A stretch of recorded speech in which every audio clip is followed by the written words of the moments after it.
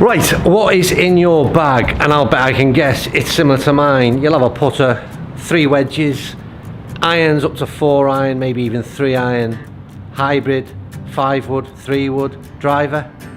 Pretty much the norm, but is that the best bag to have as an average golfer? I think it's time to have a look at an alternative what's in the bag.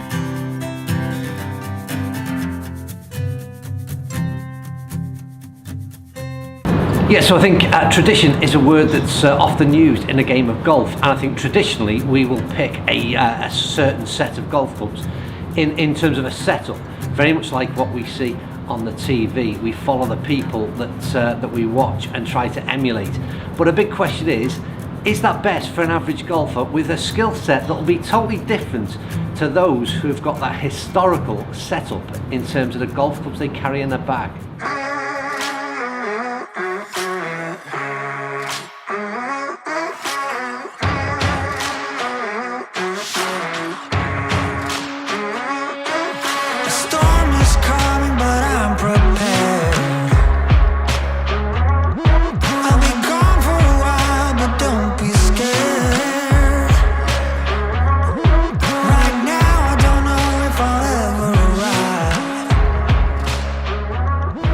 So in recent weeks I've done a number of videos that have looked at maybe alternative products in terms of, like I said, I keep mentioning what we expect to be for the norm. And I'm going to start off at the top end of the bag, because what happens is with this, it's all about similar, there's a similarity that runs through all of this. It's all about ease of use, it's all about greater control.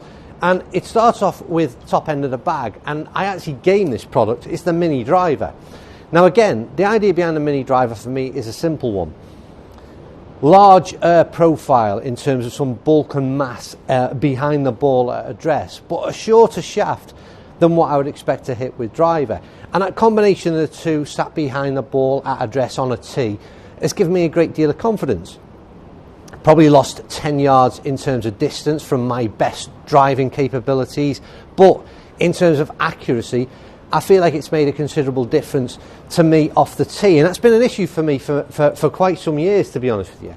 Next two clubs in the bag, and I'm going to get these out together, is I've got an 18 degree 3 hybrid, and then I've got a 5 wood at also 18 degrees. The main thing that I want to talk about with these, and again, recent videos I've done, I've looked at the performance of exactly the setup that I've got here. So please, if you've not watched them videos, don't go and do it.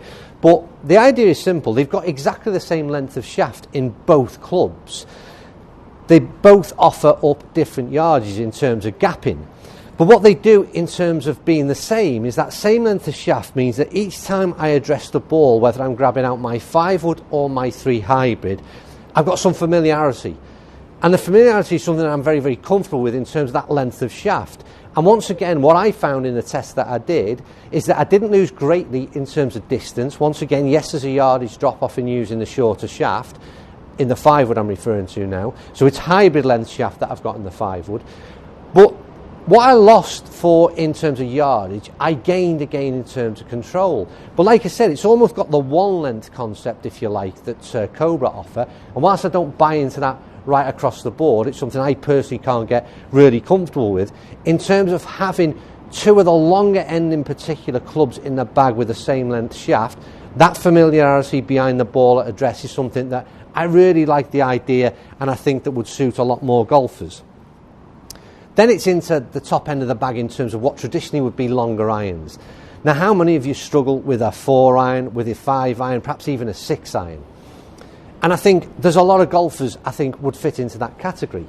And again, videos that I did in recent weeks, and once again I'll grab 2, but arguably there'd be 3, perhaps even 4 of these in the bag, depending on where you want to go. Once again, for purposes of the bag that I've put together, JPX Fly High is the hybrid types that I've got in my bag next. And they could be, like I said, from a number of different manufacturers that offer this kind of product. But what these do really well, once again, is that shorter shaft. So again, lots of control, not too dissimilar to almost the length what you'll see in a sort of a 5 iron. But again, that bulk and mass sat behind the ball just gives that extra bit of confidence. The placement of CG helps getting that ball airborne and launched. And again, a real difficult end of the bag, the longer irons, is without doubt an area where most majority of average golfers would fall down. Then having the help of that extra mass, that extra confidence, that lower CG placement that you're able to do in the bigger club heads, again, massive, massive bonus for me.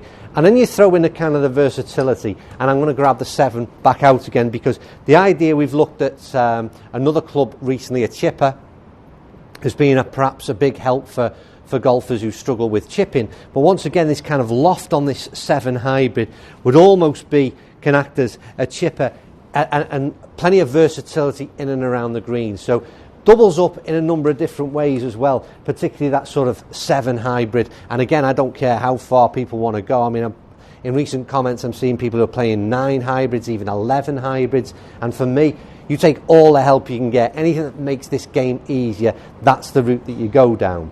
So for me, with the bag setup that I've put, I would go down to a 7 in terms of the hybrid type. So for me, I would only be carrying what I would call traditionally 3 irons, and that's an 8, 9 and a wedge. Now, it's important, obviously, that you get your gapping right throughout the bag. So wherever we're going through this, and this is the setup that I've put together, it's important to get the gaps right. But the way I looked at it, from numbers I got from the 7 hybrid, the 8 iron sat right next in terms of the next gap that I want to fill. And then I went through to wedge. And once again, that can be any club, obviously any set of irons that fits that gap. And then it's into the wedges. The big deal for me with the wedges has always been, and what I've looked at in the last year or so, is that most average golfers will play a game improvement style club. Or let's put it another way, most average golfers won't play a blade style club. And if you have the blade style club ability, then this again wouldn't apply, this bag wouldn't apply to you. But if you're using game improvement irons, the question I would ask you is this. When you go from your game improvement wedge, where do you go next? How many of you have got a set of Vokey wedges? How many of you got some mill grind wedges from TaylorMade? How many of you got some Callaway Jaws wedges? Those wedges are effectively blade style wedges. That's an MG2 from TaylorMade. Very, very thin top line, very, very narrow sole. Not a lot of mass in the club whatsoever. My argument is you've just gone from a game improvement iron, and then you've decided to switch yourself into a wedge, which is typically a blade. And that's a big change for me. And in the last year or so, when I first tried these clubs out, this has still got a grip, a bit of plastic on it. This is straight out the shop, because I've not got these to hand.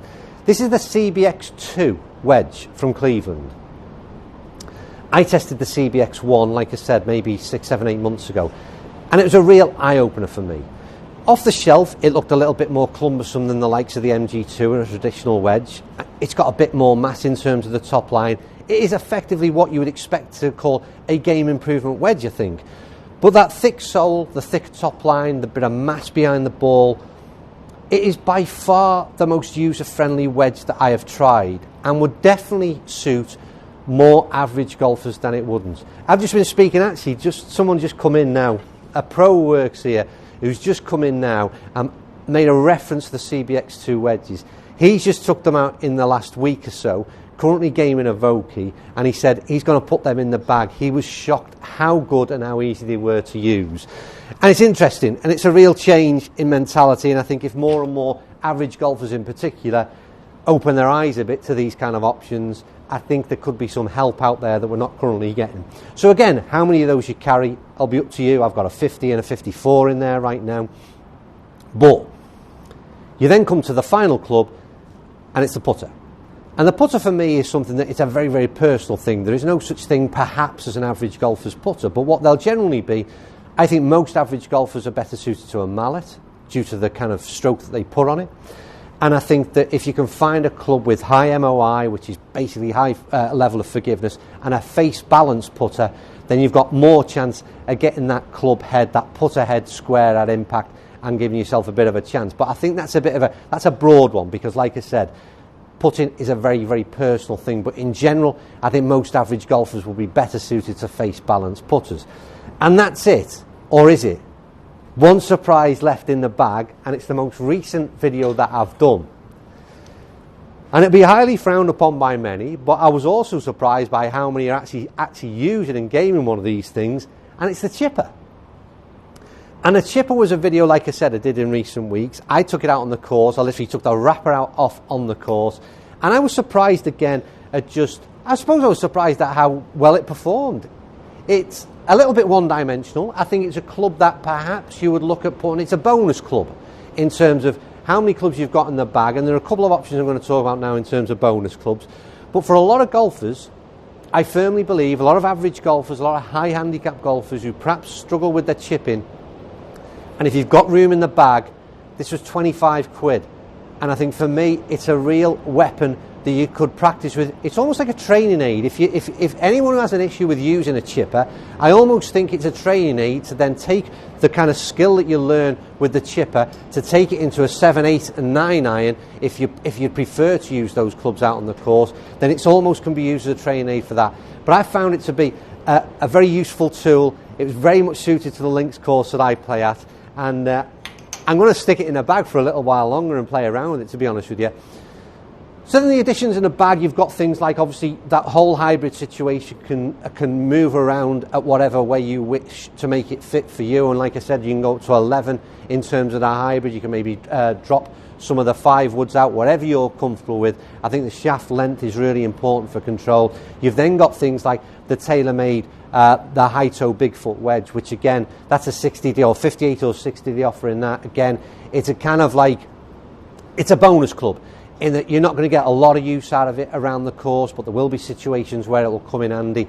The principle of that Bigfoot wedge is, again, the width of sole, the principle being the same as what you're doing with the Cleveland wedges. So again, for me, massive assistance in terms of helping the average golfer perform better out there on the golf course. So the question is, what's in your bag? How does it compare to this? And what do you think of this alternative setup? Would it help you in performing better and ultimately scoring lower? But it's a far cry from what we see as the norm. But I reckon that would help rather than hinder most average golfers out there.